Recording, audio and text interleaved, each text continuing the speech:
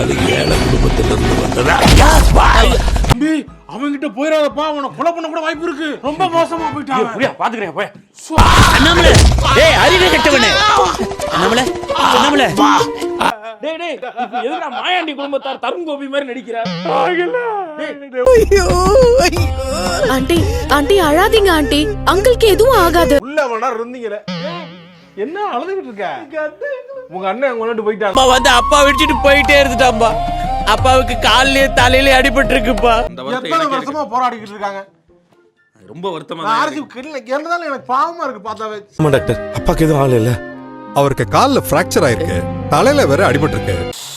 சும்மா நல்லா பார்த்தாலும் பரவாயில்ல, நேத்து தோத்து போயிட்டோமா, தெரிய பார்க்கும்போது எரிச்சலா இருக்கு எனக்கு. என்ன பண்றதுன்னே எனக்கு தெரியலையே. போதுமாடி, இப்போ உனக்கு போதுமா? அக்கா நான் இங்க நிக்கிறேன், எனக்கா அவங்க நிக்கலடா. என்ன மச்சான் சொல்ற? யாராவது கேட்டீங்களா? யாராவது மதிச்சீங்களா? எல்லாம் இவளாலதான். இவன் தான் சார் பண்ணது, நான் பண்ணவே இல்ல சார். என்ன பண்ணாது இவனை மட்டும் பண்ணி விடுங்க. நான் பாட்டுக்கு போயிருப்பேன்ல. ஆண்டி அங்கிளுக்கு ஆக்சிடென்ட் ஆனதுக்கு மீனா என்ன பண்ணுவாங்க? இவதான் காரணம். இந்த மாதிரி ரோட்ல யாராவது பார்த்தா பாவமா இருந்தா ஹெல்ப் பண்ணாதீங்க. இந்த மாதிரி கத்திட்டு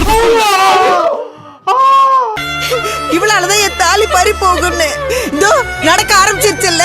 இதுன்றக்கா இவங்க ரைமிங்ல ஏத்தி விட்டதியா? நல்லா இருக்குல்ல, கேட்க இன்ட்ரெஸ்டிங்கா இருக்குல்ல. கேக்க இன்ட்ரெஸ்டிங்கா இருந்துச்சுன்னா நீ பேசாதடா. இவளை வெளியே அனுப்பி தொலைங்கன்னு அப்பவே சொன்னேன். நீங்க யாராவது கேட்டீங்களா?